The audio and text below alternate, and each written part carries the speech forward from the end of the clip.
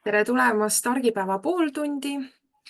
Mina olen virtuaalne assistent Kaja Suviste ning täna on meile külla tulnud Kedi Mattiisen, kes räägib meile lähemalt loodusmatkadest. Tere tulemast, Kedi! Tere, väga tore on siin olla, aitäh! Väga tore, et lisaks Kedile kuuluvad loodusseikluste tiimi ka Toomas Mattiisen ja Piret Evert. Ja Kedi on läbinud mitmeid erinevaid täiendkursusi ja koolitusi, mis on andnud talle sellise hea suuna, et inimesi viia rohkem loodusesse liikuma. Aga Kedi, ma nüüd küsikski esmalt, et mis ajendas sind ettevõtlusega alustama? No ütleme see, et ettevõtlusega alustamine algab ikka sellest, et sul on mingisugune teema ja mingisugune mõte, et aga selle mõtte juurde elu suunab aegamööda ise, et ütleme lapsepõlvest saadik ja ma olen nagu noorest saati juba olnud skaut, siis metsas müttamine, looduses olemine, loodusest õppimine ja siis edasi õpingud keskkonna planeerimise ja valdkonnas ja töö Tartu Loodusmajas, et see kõik nagu on andnud nii palju kogemusi ja pädevusi, aga samas oli üks selline suund, mis mind nagu lisaks paelus, oli seiklustegevus ja selline mägironimine, mägimatkamine. Ja siis, kui ma sain kokku oma abikaasaga 2017, siis me hakkasime tegelikult nagu kodu looma, pere looma, need vestlused ja tegelikult see ettevõte sündiski ühel täiesti suvalisel õhtul 2018 aastal, kus me rääkisime ühistest väärtustest ja meile mõlemale oli väga oluline, et me saaksime teha midagi väljas, me saaksime teha midagi seoses seiklustegevusega, sest see oli ka see nagu valdkond ja see tegevus, mis meid kokku viis tegelikult. Ja just see, et me ei teeks lihtsalt nagu fun'i seiklust, aga et sellel oleks nagu mõtestatud eesmärk, et see õues õpe või õues kogemus ei oleks lihtsalt tühi, nagu, kuigi ta on alati lõbus ja mõnus, aga lisaks sellele on meil hästi oluline siis nagu paarisuhte toetamine, sest nüüd see tegelikult on meil üks selline teenus siis nagu koosolemisretked, mis sündis siis tänu sellele, et me saime oma esimese lapse ja siis sealt hakkasid kooruma nii-öelda. Põhimõtteliselt see on nagu ikkagi nagu hobi ettevõte. See on meie kahe selline algatus ja pärast siis, kui meil tekkis see koosolemisretkede teostamise idee, siis me saime endale punti Piret Everti, kes on hästi väärtuslik just selle psühholoogilise tausta ja selle suhte dünaamika nagu loomiseks. Hästi pikk vastus. Väga põnev, aga ma nüüd siit kohe küsikski juurde, et millest täpsemalt siis paaridele mõeldud koosolemisretk siis koosneb? Me oleme nüüd, sellel aastal on teine aasta, kus me teeme. Eelmisel aastal oli pilootaasta ja me kujundasime selle niimoodi, et hästi oluline, mis me ise leidsime, on see, et peale lapse sündi eriti, et regulaarselt võtta aega iseenda oma suhte jaoks ja siis me leidsime, et õige äge oleks, kui iga kuu täpselt viimasel laupäeval igal kuul me teeksimegi ära selle ja panustame siis nagu lisaks enda nii-öelda suhtehoidule, me saame seda pakkuda teistele. Ja siis regulaarsus ongi siis niimoodi, et koosolemisretked toimuvad iga kuu viimasel laupäeval ja me jagasime ära alustaladeks, mõtlesime, mis on need olulised alustalad suhtes ja me jagasime ära 12 alustala peale, ehk siis iga kuu on üks fookusteema.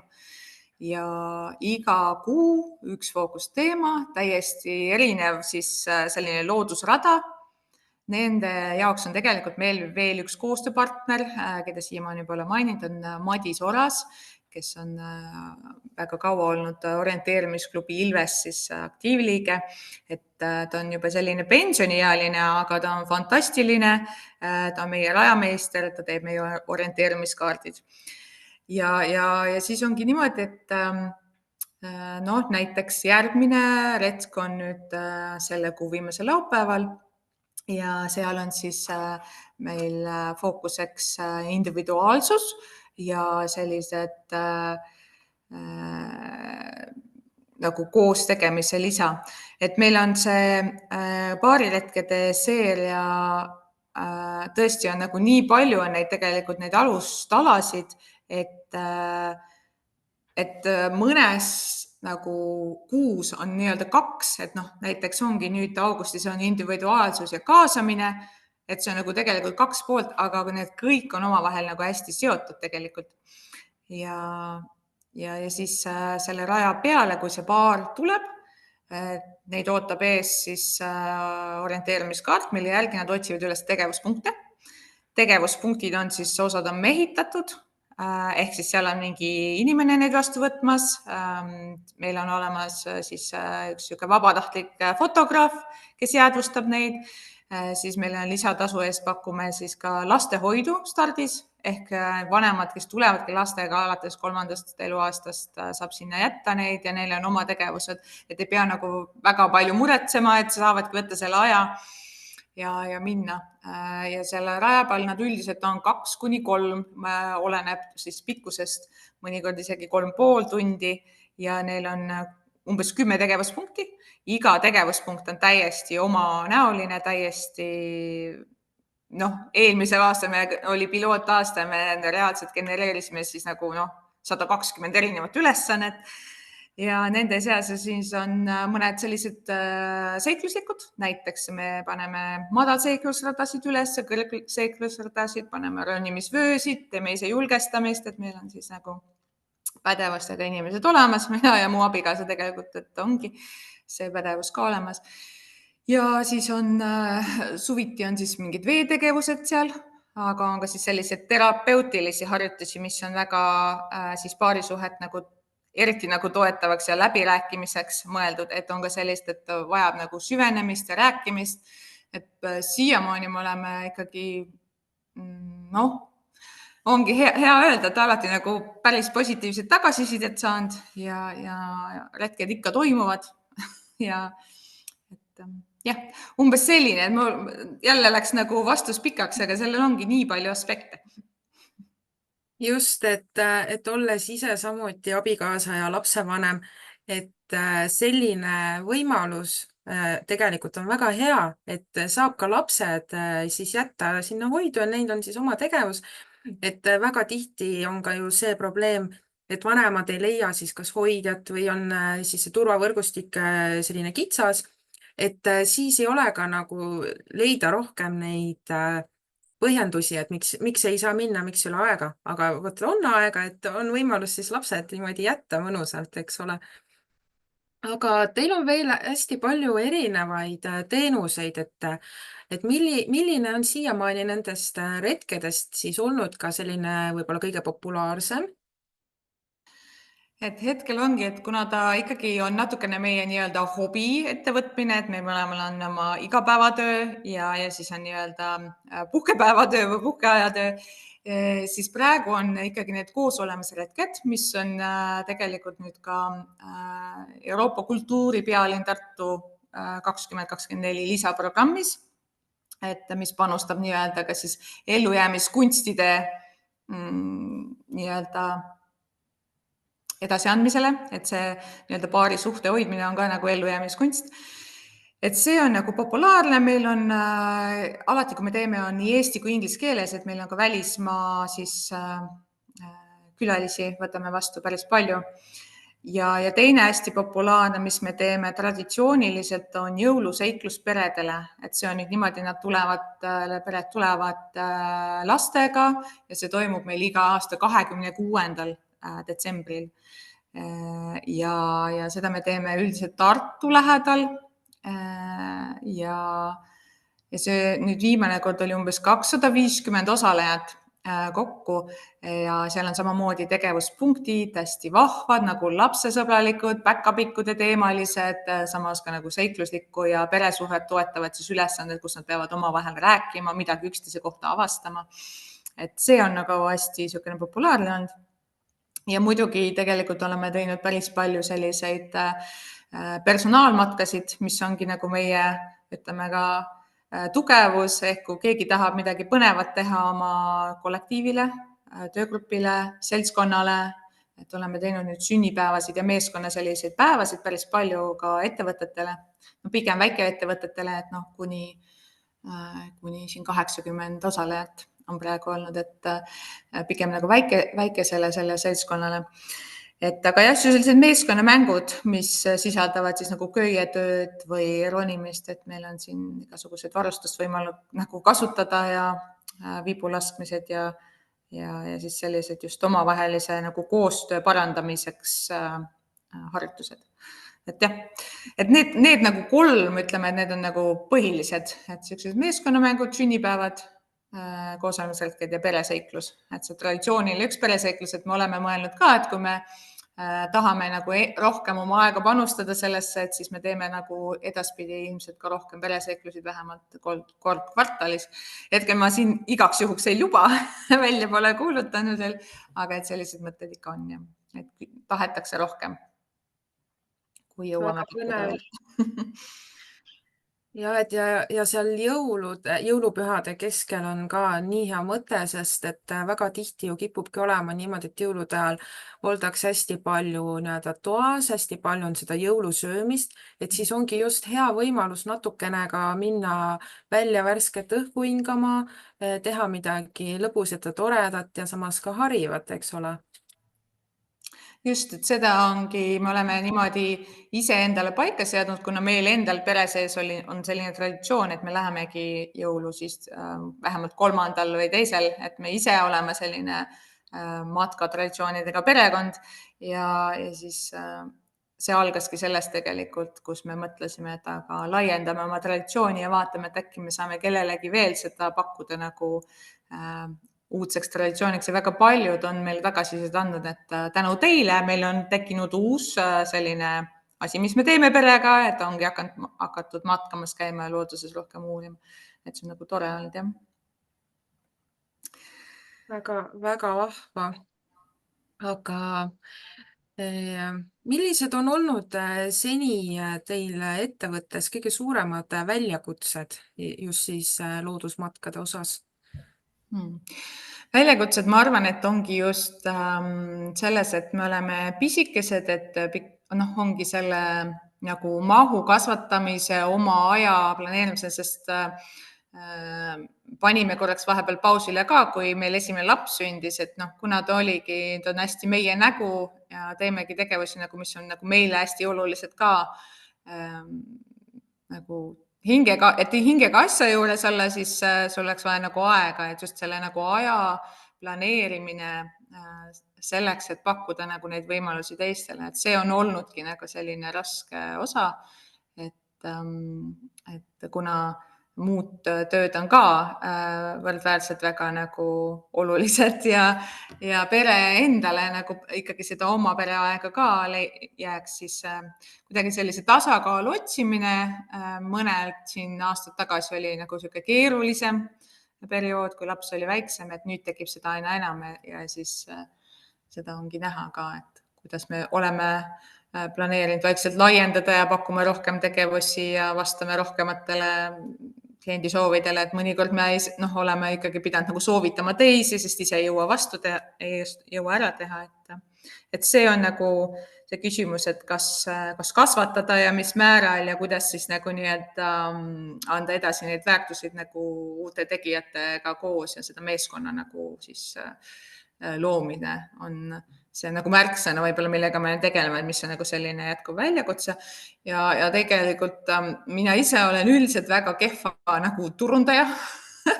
Ma nagu lihtsalt ma teen, sest mulle meeldib ja siis kõige rohkem me oleme saanud inimesi, kes ikkagi räägivad otse ja tulevadki, ütlevad, et mul sõbranna käis, mul pereliige käis ja soovitas ja nad tulevad nagu ongi õhina pealt ja tulevad ja saavad sama kogemuse, aga mulle nagu väga meeldibki selline, et siis on nii-öelda see kvaliteedi hoidmine ei ole olnud nagu väljakutse, aga see on olnud nagu hästi oluline meil, et seda hoida samamoodi. just, et ma tõesti nõustun, et see nii-öelda sõnalevik, mis siis inimeste omavahel siis liigub, et see tegelikult võib palju kiiremini tuua tulemusi kui siis selline järjepidev turundamine, sest et nemad on juba huvitatud sellest ja neil ongi see siiras huvi, et tulla ja osaleda, eks ole. Aga võib-olla sul on rääkida ka mõnest loodusseiklusest, mis sulle on kuidagi eriti südamelähedane või hästi meelde jäänud? Ma arvan, et siin on olnud neid omajagu. Varasemalt oli ka niimoodi, et just õpilastele suunatud, et siin eelmisel aastal me tegime ka Kastre vallale nii-öelda tellitud sündmusi, mis oli suunatud peredele ja mulle meeldis väga isadepäeva üritust teha, mis oligi mõeldud siis nagu isasuhet toetamiseks, et see isasuhte nagu esile tõstmine läbi meie selle seikluse, et seal tõesti me saime sinna üritusel ka 230 osalejat vist ja nad tulid siis kõik õhtul oma pealampidega, orienteerusid peale nagu töö ja koolipäeva ja et see oli nagu hästi kuidagi sihuke mõnus ja ma mäletan seda, et ma olin hästi kuidagi üllatunud, sest see, kes seda nagu nii-öelda infot levitas, oligi siis ainult nagu üks kool, mis rääkis nagu kutsus oma lapse vanemaid.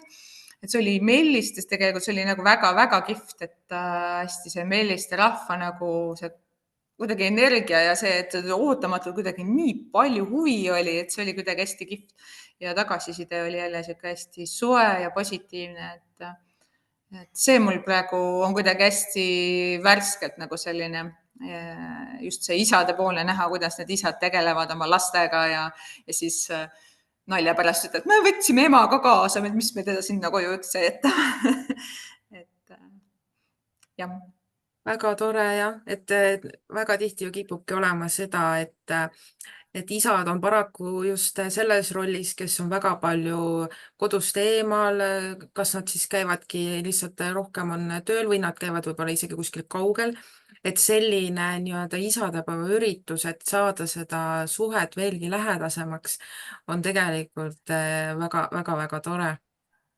Aga teil on kodulehel ka ilusti kirjas, et on toimumas ka vahest teil õpitoad, aga mida seal õpitubades siis täpsemalt näidatakse? Et õpitubasid me oleme pakkunud festivalide raames, kui me kutsutakse kuskile festivali, liikumisfestivalid või muud sellised matkateemalised või ka täiesti teisest teemast, aga lihtsalt, et oleks tegevus, mis nagu päriselt ühendab või paneks inimesed liikuma. Et siin kodulehe peal ütleme, et me ei ole kindlasti pannud üles ka kõike infot, et kodulehe see on ka meil nagu selline arenev projekt, et paneme sinna siis, kui oleme kindlasti valmis ka tegema. Et praegu on olnud näiteks sellised tööd nagu tule tegemine, et on väga erinevaid viise, kuidas tuld algatada, et tahetakse proovida ühte või teist viisi, kas tulepulgaga, kas lihtsalt pulki kokku hõõrudes põhimõtteliselt, et või siis erinevaid materjale. Siis meil on hästi huvitav on tegelikult sõlmede töötuba, et tahetakse sõlmida erinevaid sõlmi, tahetakse teada, mille jaoks need on, kus neid kasutada, kuidas nad vastu peavad. Et siin on erinevad sõlmed, näiteks kui hakkad purjetama, erinevad sõlmed, kui sa tahad lihtsalt oma pesu kuivama panna kuskil keset matka, eks ole, või siis sõlmed, kui sa tahad minna ehitama mingisugust seikluselementi või oled juba päris nagu tõsimeeli tahad ronima minna näiteks kuskil ronimiskeskusesse. Et, ja siis on orienteerumise töötubasid oleme teinud näiteks lastelaagritesse on kutsutud meid töötubasid läbi viima. Ongi paneme orienteerumisele püsti, õpetame algtõed ära, teeme nii-öelda testorienteerumised, räägime leppemärkidest, legendidest, näitame kompassi, lõpetame kaardi lugemist, et sellised nagu baasteadmised looduses liikumise kohta. Et need on nagu sellised hästi tavalised olnud, et seda me oleme ka rohkem pakkunud, aga teinekord on olnud ka koostöös näiteks just noorsootöötajatele suunatud nagu õpet, kuna ma ise, no see ongi, et ma olen küll nagu loodusseikluste TOÜs teen ühte rolli, aga neid rolle on nii palju kõrval, kus nad väga palju kattuvad ikkagi, et ka skaudijuhina olen tegutsenud ja loodusmajas olen ka matkamise huviringi vedanud, et see just noortele ja õpetamine ja siis nagu tegelikult väga paljud täiskasvanud on ka öelnud, et sa õpetad neid noori, et aga me tahaks ka, et teeks matkaring nagu täiskasvanutele. Ja ma olen mõelnud ka, et äkki ja võib-olla, aga eks vaatab kõigil oma aeg. Väga tore. Aga kas on juhtunud ka midagi sellist, et näiteks retke ajal on mõni selline suurem metsloom teil kuidagimoodi sinna lähedusse sattunud või kuidas, et te kindlasti teete neid retkesid ka ju metsades, et kuidas näiteks loomadega kohtumisega on olnud? Et enamus retked ongi ikkagi looduses, et me oleme teinud orienteerimist linnas ka, aga ikkagi üsna vähe, et enamik ikkagi on kas olemasolevate matkaradade peal või sellistes hea liikuvusega aladel.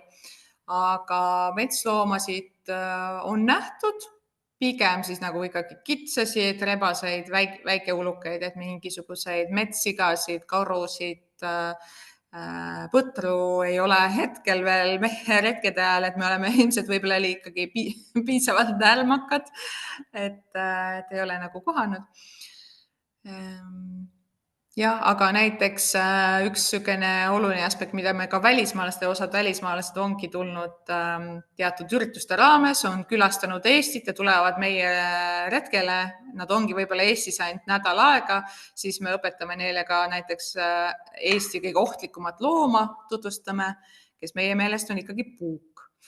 Et just ja seda nad imestavad ja see on siis selline asi, millega ikkagi kokku on puututud palju ja tema on siis nii-öelda metsade kõige ohtlikum loom siiamaani olnud.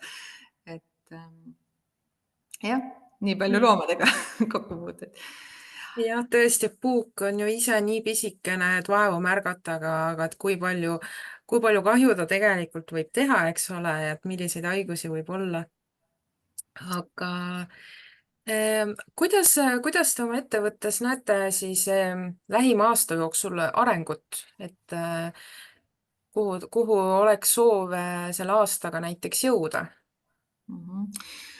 Hetkel on meil selline soov, et uuest aastast, et me kindlasti tahaksime jätkata koosolemise retkedega ja meil tegelikult on nagu hästi suur osalejate surve või soov, sest esimesel aastal meil olid osadel retkedel peaaegu pooled või isegi üle poolte sõitsid Lõuna-Eestisse Põhja-Eestist, Tallinnast ja isegi Ida-Virumaalt ja ühesõnaga väga soovitakse, et me laiendaksime oma tegevust Põhja-Eestisse.